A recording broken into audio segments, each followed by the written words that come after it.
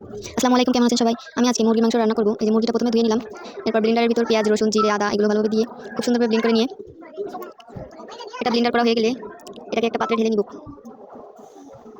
এই যে আমি আসলে খুব ভালোভাবে রান্না করতে জানি না, রান্না করে খেতে হবে তাই রান্না করি।